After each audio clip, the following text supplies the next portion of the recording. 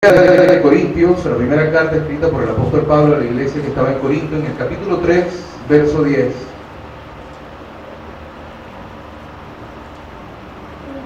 Este leccionario que ayuda a darle fundamento a la palabra que vamos a estar meditando hoy en Mateo.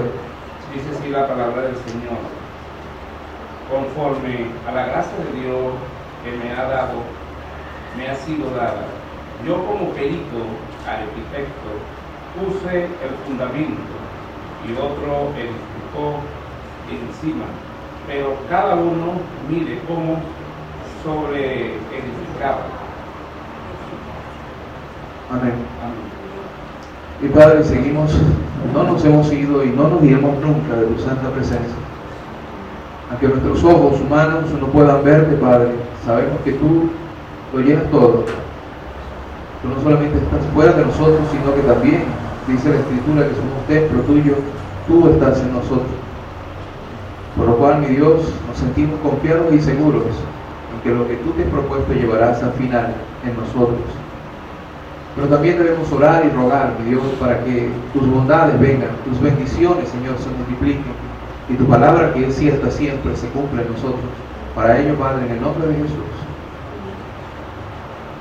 te ruego, mi Señor, que des de comer a tu pueblo buen alimento, buena comida. Ya pedí por eso, Señor, al principio, ahora pido por mí, porque lo vas a hacer a través de mi persona, de mi voz, de mi boca, mi intelecto, Señor, y ciertamente mi corazón, que también está involucrado en esto. Padre, pero que no escuchen a Carlos, no escuchen a este hombre, sino que te escuchen a ti. Te lo ruego en el nombre santo de Jesús. Amén. Amén. Capítulo 7 de Mateo, versos 24 al 28. Ya casi estamos concluyendo el Sermón del Monte, hermanos. Casi estamos concluyendo el Sermón del Monte. El Señor no lo llamó Sermón del Monte, eso se lo pusieron los hombres. Eso no es inspirado. El título que lleva este trozo de la Escritura no es inspirado. Así como los capítulos y los versículos no son inspirados, aunque hay sabiduría en ellos, no fue dicho por Dios, ni fue escrita así la Biblia. La Biblia es un todo corrido. Una carta es algo que comenzó y termina. Y me llama la atención que lo llamen sermón.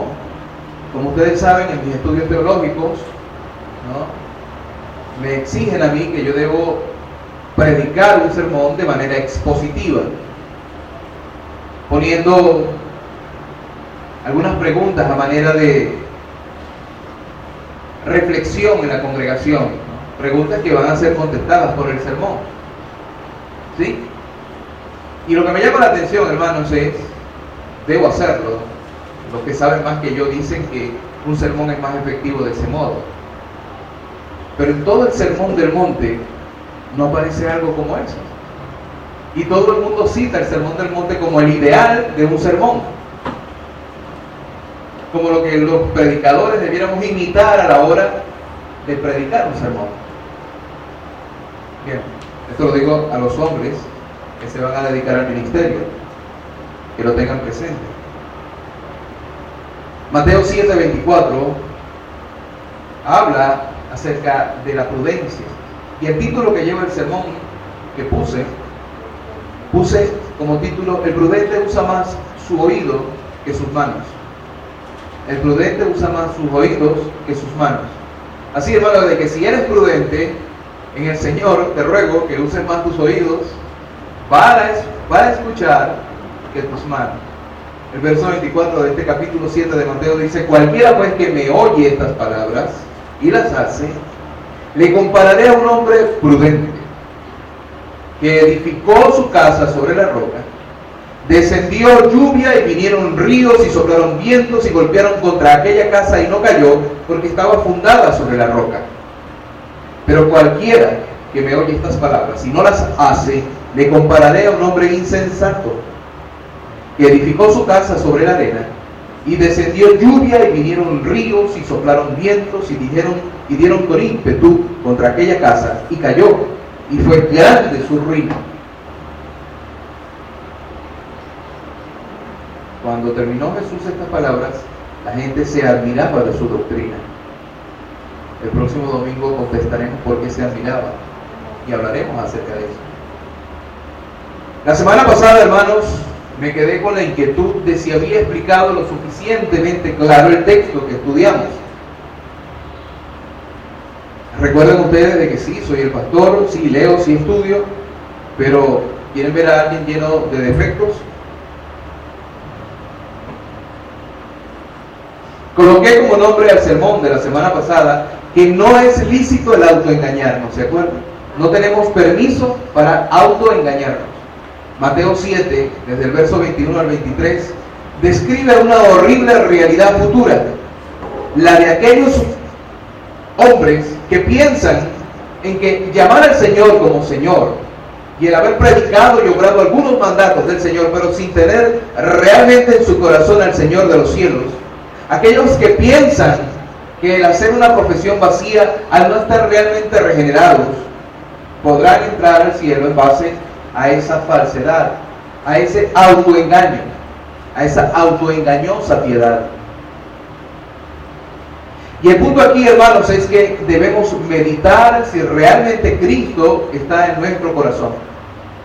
No se trata de hacer algunas obras de piedad, sino el buscar con ansia el andar en todas esas obras de piedad.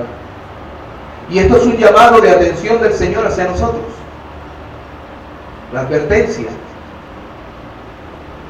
Es lo que el Señor nos ha estado advirtiendo, que debemos estar prevenidos acerca del engaño. Hermanos, repito, no nos es lícito dejarnos engañar. No tenemos permiso para dejarnos engañar. ¿Por qué? Porque el Señor nos está advirtiendo. El Señor nos está advirtiendo.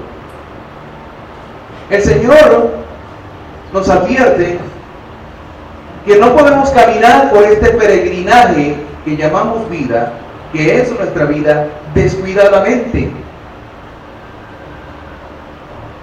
Antes de comenzar el sermón, estábamos hablando allá afuera, alguien me preguntó acerca de los magos y comenzamos a hablar de magos.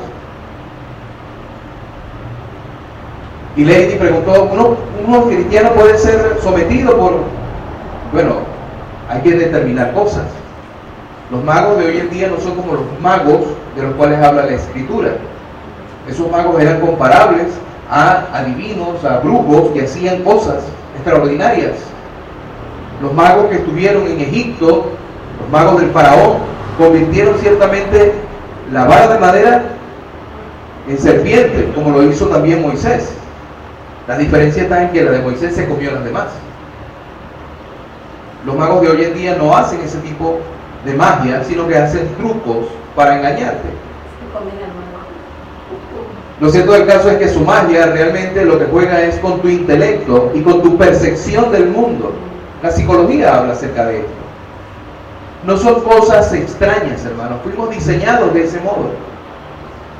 Si te pones a estudiar psicología, te vas a dar cuenta de nuestras limitaciones como criaturas. Fuimos diseñados de ese modo. Podemos, en un momento dado, creer un truco de magia, pero no tenemos permiso para ser engañados en lo que nos está advirtiendo el Señor Jesucristo. Primera de Timoteo 2:12 dice: porque no permito a la mujer enseñar ni ejercer dominio sobre el hombre, sino estar en silencio. Porque Adán fue formado primero, después Eva. Y Adán no fue engañado, sino que la mujer, siendo engañada, incurrió en transgresión. Hermano, te estoy dando un ejemplo para que entiendas que no nos es lícito ser engañados. El apóstol Pablo le manda a Timoteo que debe corregir cierto desorden que existía en el servicio solemne en la iglesia, en el culto público de la iglesia en Éfeso. Mujeres enseñando. Era uno de varios problemas que existían en esta iglesia de Éfeso. Y para esto apela a dos cosas que están en las Escrituras. Uno, según el contexto, el orden de la salvación. El hombre dentro del diseño de Dios, fue creado primero y con ciertas funciones específicas para los hombres. Porque la mujer no fue creada primero, sino que fue creado el hombre. Pablo apela a que el hombre debe enseñar en el culto público en la iglesia, porque fue diseñado en principio con este propósito. En el diseño original de Dios, en su mente santa, estaba este propósito para nosotros los hombres. Pero además, el apóstol habla de cierta disciplina hacia la mujer, producto del engaño, a la cual voluntariamente ella se sometió.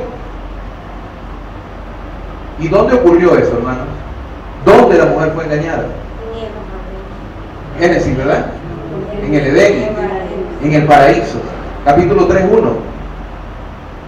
Pero la serpiente era astuta más que todos los animales del campo que Dios había hecho, la cual dijo a la mujer: con que Dios os ha dicho, no comáis de todo árbol del huerto. El engaño, hermano. Recuerden que no es lo mismo engañar que mentir. El engaño es algo más elaborado. Necesita la mentira, pero es algo más elaborado.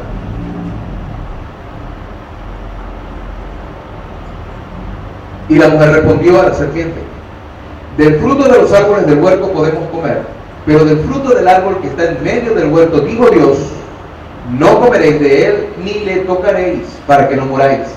Entonces la serpiente dijo a la mujer: no moriréis, no moriréis, sino que sabe Dios que el día que comáis de él serán abiertos vuestros ojos y seréis como Dios.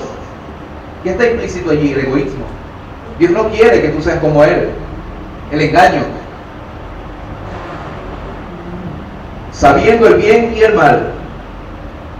Y vio la mujer que el árbol era bueno para comer, y que era agradable a los ojos, y árbol codiciable para alcanzar la sabiduría, y tomó de su fruto y comió.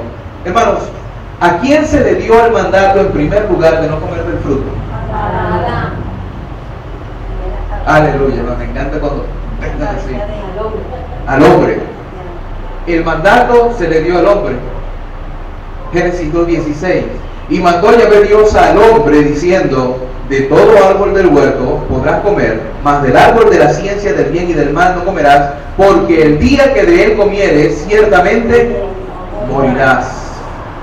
Aquí podemos ver el orden de la creación. Aquí ya podemos ver las funciones de acuerdo al orden de la creación. Dios le dio al hombre la responsabilidad de la predicación y de la enseñanza de su palabra.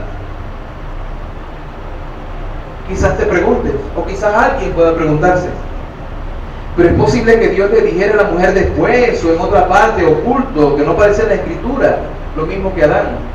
Pregunto yo otra vez, hermano, ¿a través de quién entró el pecado al mundo? No, hermana.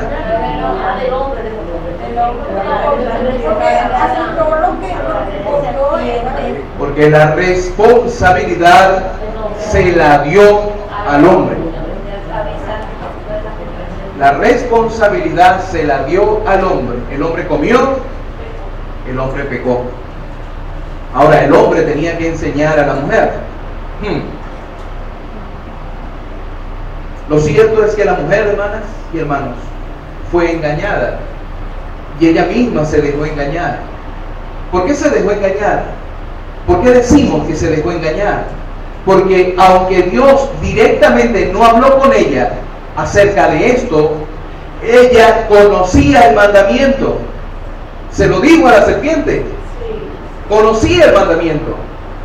Es decir, Adán había hablado con ella. Ella conocía el mandamiento. Sabía que moriría. Se dejó engañar.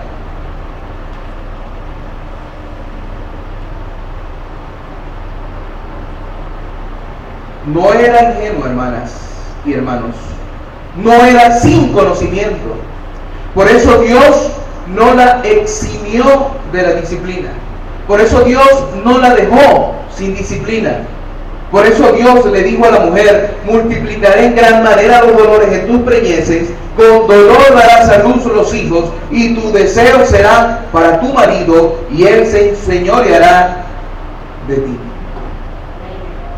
Si Dios pasara por alto el engaño, ella no tendría disciplina, hermanos y hermanos.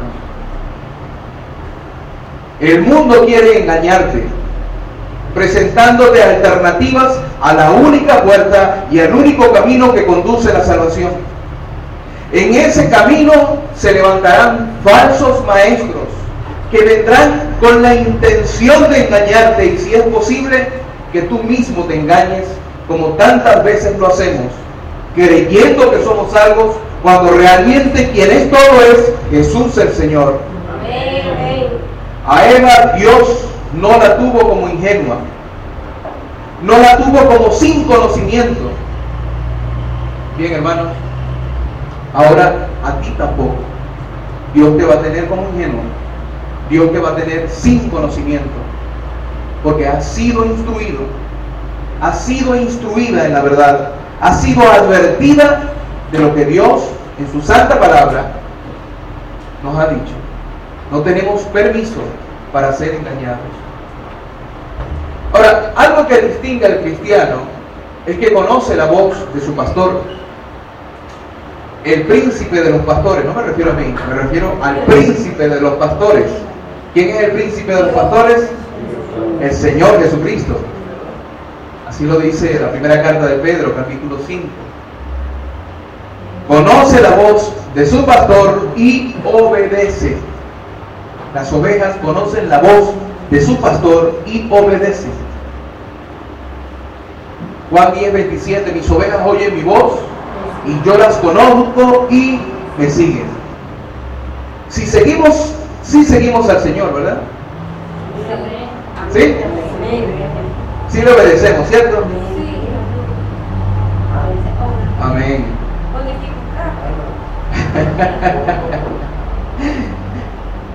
La Escritura exalta, hermanos y hermanas, al hombre que oye la advertencia, al hombre que escucha el consejo, aquel que es prudente. Proverbio de Salomón, que estamos leyendo los miércoles, abunda en alabanzas a la prudencia y en exhortaciones a los hombres para que sean prudentes. Por ejemplo, Proverbios 15:5 dice: el necio menosprecia el consejo de su padre, mas el que guarda la corrección vendrá a ser prudente. ¿Qué significa ser prudente? ¿Qué es prudencia? La palabra prudencia, hermanas y hermanos, viene del latín, algo así como providentia, del latín. El latín era el idioma que hablaban los romanos en la antigüedad. Providentia. Y significa ver por adelantado. Ver por adelantado. Entonces, el prudente es el hombre o la mujer que es capaz de ver el peligro por adelantado, del cual ha sido advertido, y tomar una sabia decisión que lo aleje de ese peligro. Esto es una persona prudente, el que es capaz de juzgar el peligro y apartarse. En mi casa hay un dicho: el prudente ve el mal y se aparta. Eso es casi tradicional en la casa de mi madre. El prudente ve el mal y se aparta. El Señor te ha advertido, nos advierte constantemente a través de las santas escrituras. Cualquiera pues que me oye estas palabras y las hace, dice el Señor. ¿Cuáles palabras? En cierto sentido, las advertencias que nos hacen los versos anteriores, de los cuales ya hablé. Los peligros a ser engañados, alternativas a la única puerta, falsos maestros, o que te autoengañes con una falsa religiosidad. Pero en un sentido general, todo aquel o toda palabra que sale de la boca de Dios. Cualquiera pues que oye estas palabras, ¿cuáles? Todas aquellas que hacen de la boca, que salen de la boca de Dios y las hace. Te pregunto, hermano, te pregunto, hermana, ¿eres prudente o eres un oidor olvidadizo de la palabra? ¿Eres prudente o oidor olvidadizo de la palabra? Porque eso es lo que diferencia al prudente del imprudente. El prudente oye la voz de Dios y la pone en práctica. El que oye estas palabras y las hace, se esfuerza por hacerlas.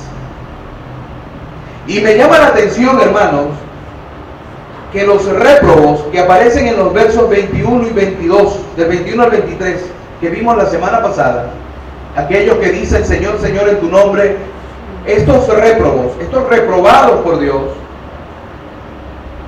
están escuchando lo que Dios dice, de que cuando Él venga van a existir, y sin embargo, hermanos, van a estar. Lo que quiero decir es, escucharon la advertencia de Dios y sin embargo cayeron, no fueron prudentes. La Biblia nos habla en términos de blanco y negro. Dios nos habla en términos de blanco y negro. No existe en la Biblia términos medios. No vas a encontrar en la Biblia algo como un medio convertido o un medio perdido, un medio salvo o un medio condenado. Hermano, eso no existe en la Escritura. O eres salvo o eres condenado, pero no hay términos medios. Para Dios las cosas son blancas o negras. Por muy gris que veamos los hombres, para Dios las cosas son blancas o negras. Por cierto que por un tiempo, en la iglesia en Valencia, hace algún tiempo atrás, se manejaba la frase entre los líderes de la iglesia: está convencido pero no convertido. Eso a mí como dice ahí, hacía ruido. ¿Qué significa eso? Está convencido pero no convertido. El que no está convertido, hermanos, está perdido. El que no está convertido está perdido, por muy convencido que esté de que Dios es real. No existen términos medios. En la Biblia no existen términos medios para Dios. El Señor nos habla de este modo de juicio de Dios. Y lo hace, hermanos, en este texto con dos ejemplos. Dos hombres que escucharon lo mismo y sin embargo obraron de manera distinta. Uno fue prudente, mientras que el otro no. Cualquiera pues que me oye estas palabras y las hace, le compararé a un hombre prudente que edificó su casa sobre la roca. Descendió lluvia y vinieron ríos y soplaron vientos y golpearon contra aquella casa y no cayó porque estaba fundada sobre la roca. Pero cualquiera que me oye estas palabras y no las hace, le compararé a un hombre insensato que edificó su casa sobre la arena. Descendió lluvia y vinieron ríos y soplaron vientos y dieron con ímpetu contra aquella casa y cayó y fue grande su ruina. ¿Se dan cuenta? Blanco o negro. No hay términos medios. En estos dos ejemplos podemos ver tres cosas, hermanos. Como bien lo dice el comentarista holandés William Hendriksen.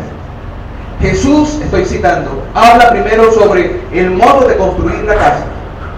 En segundo lugar, sobre la prueba a que se ve sometida la casa. Y en tercer lugar, acerca del resultado de esa prueba y la razón de ese resultado. Y quisiera comentar algo, hermanos, antes de entrar a analizar estas tres cosas. Hace pocas semanas, aquí mismo, iba con una de mis hermanas, cerca, y vi una tremenda casa de 2 pisos al lado del canal, que está por allá. Una tremenda casa de 2 pisos, pero a la orilla del canal. Y pregunté si no era peligroso construir allí. La hermana me dijeron, no. Por debajo del canal pasa por debajo de la canal. Hermano, yo no soy arquitecto, ustedes lo saben. No soy ingeniero, también lo saben. Y tampoco soy albañil. Cosa que respeto mucho y valoro mucho. Y aunque yo mismo necesito una casa en el sentido de una casa propia, no tengo casa propia, el sentido común me dice que si voy a construir, no debería hacerlo en terreno arenoso o lodoso, que sea susceptible a hundirse. Muchas de las desgracias que han ocurrido en nuestro país se debe precisamente a la imprudencia de muchos que levantan sus casas a la orilla de un río o a la falda de una montaña, y que al venir la lluvia o el viento han deslizado y caído casa, propiedad, enseres, familia, todo. Todo. El desastre de La Guaira, ¿se acuerdan? ¿Cuántas familias no murieron? Vivían en el lecho del río, hermano. Vivían en el lecho del río. Se vino la montaña completa ahí. Ahora, esto es un comentario aparte. En primer lugar, analicemos del texto el modo de construir la casa. Dos hombres construyeron. El Señor no habla literalmente, es una parábola. Un cuento inventado para enseñar un principio moral. Esa es una parábola. Realmente las casas simbolizan la vida. En la medida, hermanas y hermanos, que vivimos, somos edificados como una casa, construidos pared a pared, piso a techo. Nuestra vida transcurre en una constante edificación. Hoy somos, hermanos, en gran medida lo que durante años se ha edificado en nuestra vida. Cada enseñanza, cada experiencia son bloques con los que se construye nuestra existencia en esta vida. Cuando el Señor compara nuestra vida a una casa, lo hace a una casa, comparándola a una casa del tiempo en que el Señor Jesucristo existió. En el tiempo en que el Señor Jesucristo existió, no existían paredes como estas. Eran casas de bajareque, hechas con barro. Por eso el texto dice, no hagas tesoros en la tierra donde el ladrón mina. ¿Por qué? Porque el ladrón echaba agua en la pared, minaba la pared y hacía un hueco y pasaba. No las hagas aquí porque los ladrones van a entrar y te van a robar, ¿no? Las paredes no eran sólidas. El techo se podía quitar. Recuerden ustedes aquel paralítico que no podía acercarse al Señor. ¿Qué hicieron? Abrieron un hueco en el techo y pasaron al paralítico con todo y camilla a la presencia del Señor. No como nuestras casas, ¿no? La diferencia entre una casa y otra entonces no era el techo ni las paredes, sino el fundamento donde era edificada esa casa. Hermanos, y lo que debemos aprender de esto, lo que debemos ver en esta figura es que la vida de los hombres, sean justos o no está libre de defectos e imperfecciones. Así como a esas paredes se les abren huecos y los techos se caen, igual nosotros tenemos en nuestra casa, nuestra existencia, imperfecciones. Todo hombre es pecador. Sin embargo, el hombre con buenos cimientos, con buen fundamento, a pesar de sus pecados y tribulaciones, permanecerá en pie. Amén. Amén.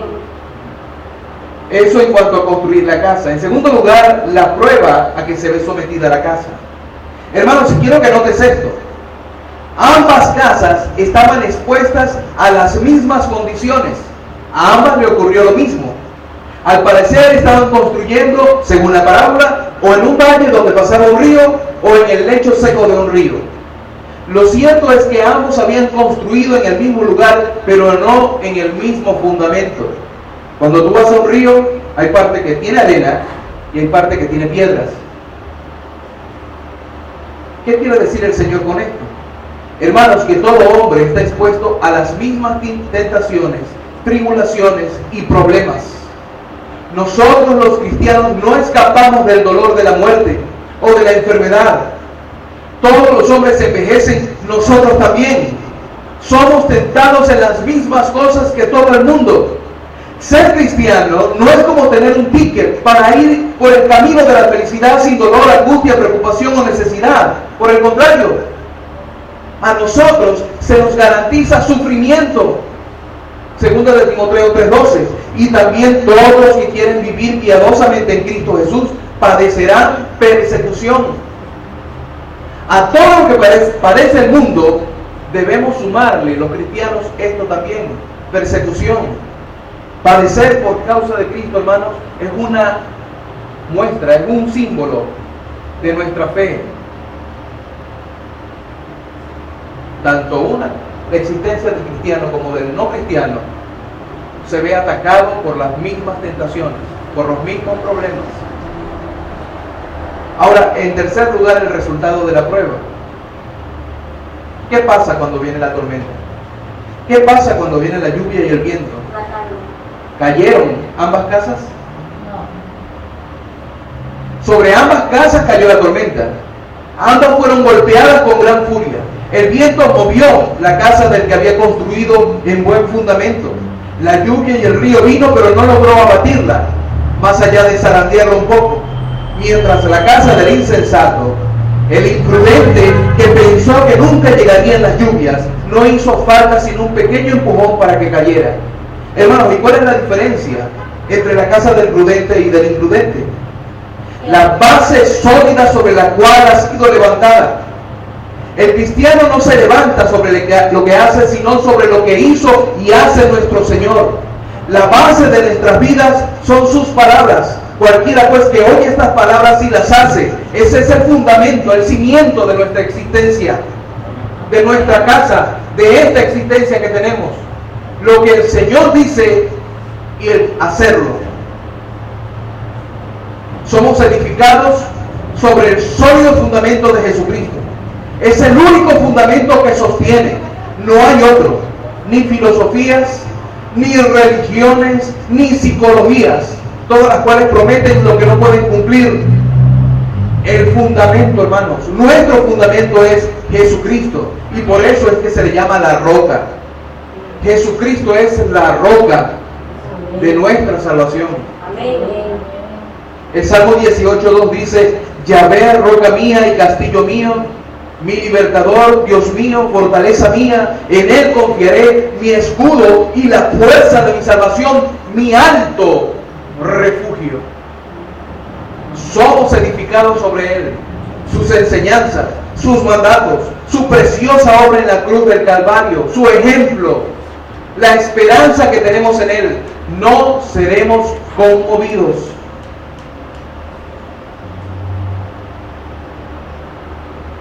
Hermanos, hermanas, lo que haya sido en el pasado tú ya es historia muerta y enterrada. Si creíste en Cristo, si has nacido de nuevo, tu vida comenzó a contar desde el momento que naciste en Jesús. Tu anterior vida, la casa vieja, tiene que ser reemplazada con el nuevo cimiento que es Jesucristo. Una nueva construcción se ha de haber levantado. Prudentemente debes prepararte para las pruebas que vendrán. Y tu preparación consiste en afinar tus oídos para que puedas trabajar con tus manos.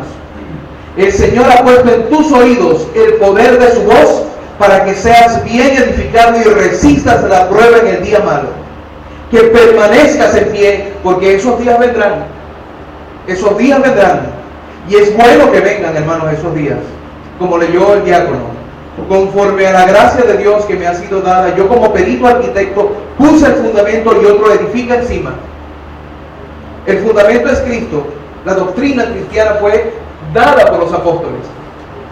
Y otro edifica encima. Yo estoy edificando a través de la enseñanza de la Escritura encima de ese fundamento. Pero cada uno de ustedes vea cómo sobreedifica sobre esto. Cada uno de ustedes vea cómo construye su propia casa. Porque nadie puede poner otro fundamento que el que está puesto, el cual es Jesucristo. Y si sobre este fundamento alguno edificare con buenas cosas, como oro, plata, piedras preciosas, madera, heno, hojarasca, que no son cosas tan buenas, la obra de cada uno se hará manifiesta. Por eso digo que es bueno que vengan. Es bueno que vengan estas cosas malas. Cada uno se hará manifiesta, porque el día la declarará, pues por el fuego será revelada, el fuego de la tentación, el fuego de la prueba. Y la obra de cada uno, sea cual sea, el fuego la probará. Si permaneciera la obra de alguno que sobreedificó, recibirá recompensa. Si la obra de alguno se quemare, él sufrirá pérdida, si bien él mismo será salvo, aunque así como por fuego. Amén. Hermanos, ha sido advertido Pero la advertencia sin la prudencia no es nada. No es nada. ¿Por qué? Porque vas a caer, vas a ser engañado, vas a sufrir pérdida. El que entra por la verdadera puerta, por la puerta estrecha, llegará al final. Amén. Pero el modo como transites el camino hace diferencia. Porque si en ese camino construyes con buenos materiales, oro, plata, piedras preciosas, permanecerá como haya sobreedificado sobre la verdad de Cristo. Pero si construyes con madera, heno, hojarasca, se quemará. Serás salvo como por fuego, pero sufrirás pérdida. ¿Conoces la voz de tu Señor? ¿Le obedeces realmente? ¿Eres prudente o eres un oidor olvidadizo de su palabra? ¿Es Cristo tu fundamento o es el mundo? Vamos a orar. Padre, en el nombre de Jesús te damos gracias. Y te damos gracias a ti, Señor Jesucristo. Fielmente nos salvaste, moriste por nosotros. Pero también fielmente nos salvas, porque es algo que tú estás llevando a cabo. En las Santas Escrituras podemos ver ambos tiempos en el verbo. Nos salvaste en el pasado y nos sigues salvando ahora. Y lo haces ahora advirtiéndonos a través de tu santa palabra. El Espíritu Santo nos habla de ti. El Espíritu Santo nos dice lo que hay en tu mente. Porque Él toma de lo tuyo y nos lo hace saber a nosotros. Padre, gracias, Padre, gracias. Gracias, Señor Jesús, por tu cuidado. Alabado sea Dios de los cielos. Amén. Amén. Amén.